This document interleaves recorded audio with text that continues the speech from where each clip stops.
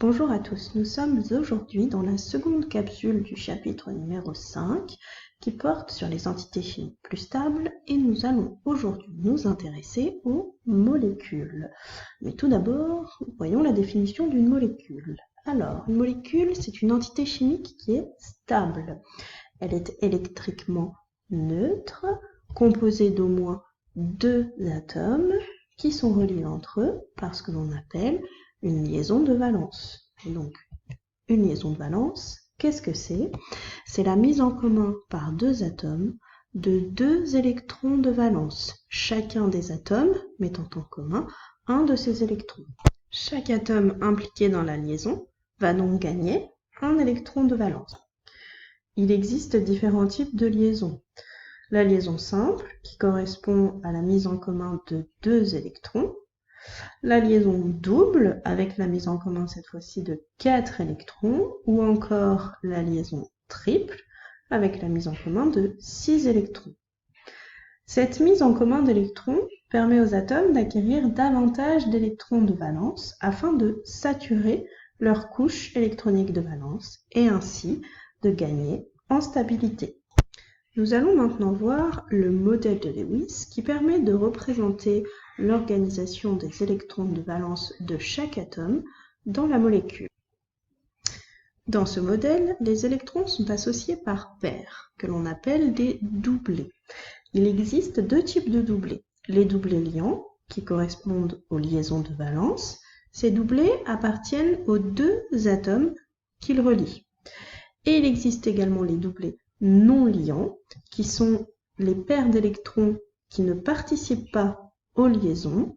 Ces doublés n'appartiennent qu'à un seul atome. Voyons un exemple. Voici le schéma de Lewis de la molécule d'eau H2O.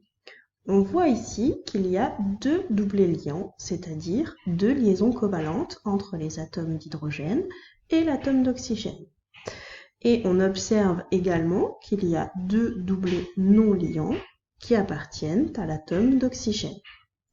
Cette représentation permet d'expliquer la stabilité de la molécule d'eau. En effet, si on regarde les atomes d'hydrogène, chacun d'eux possède un doublé liant. Ils possèdent donc maintenant deux électrons de valence, leur couche de valence est saturée, ils sont stables.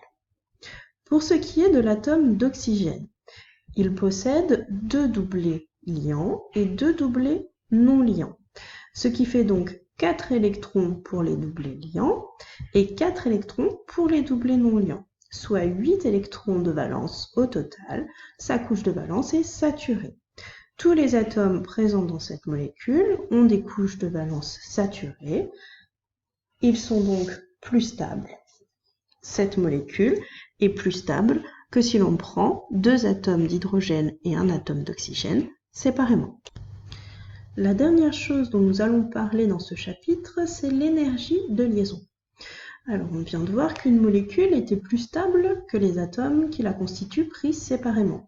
Il faut donc fournir de l'énergie pour dissocier, pour rompre cette molécule. L'énergie de liaison entre deux atomes, c'est donc l'énergie qu'il faut fournir pour rompre cette liaison. Cette énergie s'exprime en joules.